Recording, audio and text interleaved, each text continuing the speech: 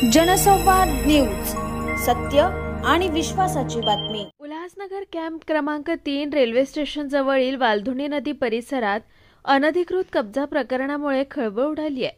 महापालिकेचे मुकादम दिलीप भोईर यांनी या ठिकाणी तोडक कारवाई केली। मात्र कब्जा करणाऱ्या संबंधित व्यक्तीवर कोणतीही दंडात्मक कारवाई करण्यात आलेली नाहीये। त्यामुळे महापालिकेच्या या कारवाईवर प्रश्नचिन्ह उपस्थित झालंय।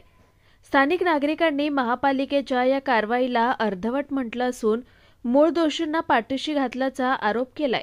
यामुळे नागरिकांमध्ये नाराजीचं वातावरण आहे।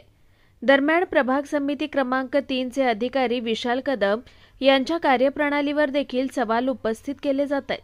विशाल कदम यांच्या नियुक्तीनंतर या विभागात अनधिकृत बांधकामे मोठ्या प्रमाणात वाढल्याचा आरोप स्थानिकांनी केलाय। परिसरातील रहिवाशांच्या मते महापालिकेच्या कारवाया केवळ कागदोपत्री राहतात, तर प्रत्यक्ष दोषींवर कुठलीच ठोस पावले उचलली जात नाहीत। त्यामुळे प्रशासनाच्या भूमिकेवर संशय निर्माण झालाय।